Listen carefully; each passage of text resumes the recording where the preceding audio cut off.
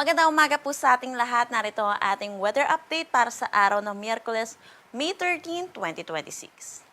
Yung binantayan nating low pressure area sa labas ng ating Philippine Area of Responsibility ay tuluyan na nag-dissipate kagabing 8 p.m. Sa ngayon, isang low pressure area na lamang ang binabantayan po natin at ito yung nasa loob ng ating Philippine Area of Responsibility at yung dating Sikaloy.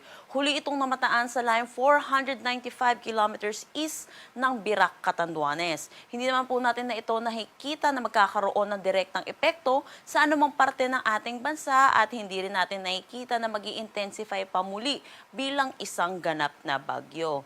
Para sa ating forecast dito sa low pressure area na to, inaasahan natin mananatili ito dito sa may Philippine Sea kung saan nakikita din natin na ito'y magdi-dissipate o malulusaw din between Friday and Saturday. Para sa magiging panahon natin ngayong araw dito sa Luzon, patuloy tayong makakaranas ng maaliwalas na panahon. Pero asahan din po natin yung init at alinsangan lalo na sa tanghali hanggang hapon na may mga posibilidad ng isolated rain showers at mga localized thunderstorm lalo na sa hapon at sa gabi. Agwat ng temperatura para sa Metro Manila, 28 to 35 degrees Celsius, Lawag, 26 to 33 degrees Celsius. For Tuguegarao, asahan natin ang 27 to 39 degrees Celsius, Baguio, 18 to 25 degrees Celsius, Tagaytay, 24 to 34 degrees Celsius, at Legazpi, 25 to 33 degrees Celsius.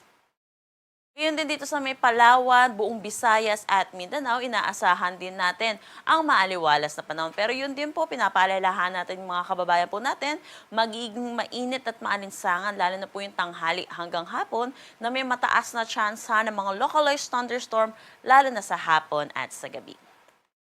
Agwat ng temperatura para sa Calayan Islands at Puerto Princesa, 26 to 34 degrees Celsius.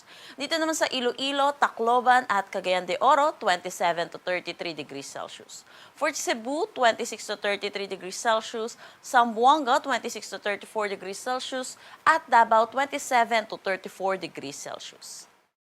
Para naman sa ating heat index na nilabas natin kahapon dito sa Metro Manila, nakapagtala tayo ng 41 to 42 degrees Celsius. At ang pinakamataas nating naitala ay 48 degrees Celsius, dito ito sa may Butuan City, Agusan del Norte.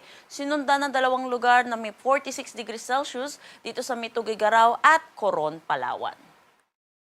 Para naman sa ating forecast na heat index ngayong araw, inaasahan natin dito sa Metro Manila, 40 to 42 degrees Celsius at ang pinakamataas natin posibleng maitala ay 45 degrees Celsius dito sa tatlong lugar sa may Etiaga, Isabela, Camiling, Tarlac at Butuan City, Agusan del Norte. Pinapaalalahanan po natin yung mga kababayan po natin, yung matinding exposure po sa init ay may risk po sa ating kalusugan. Kaya iwasan po natin lumabas ng tanghali hanggang hapon. Pero kung hindi po natin maiiwasan, ay magdala po tayo ng pananggalang sa init at uminom po tayo ng maraming tubig. Wala naman tayong nakataas na anumang gale warning sa anumang seaboards ng ating bansa. Ang sunrise mamaya ay 5:29 a.m. at ang sunset mamaya ay 6:16 p.m.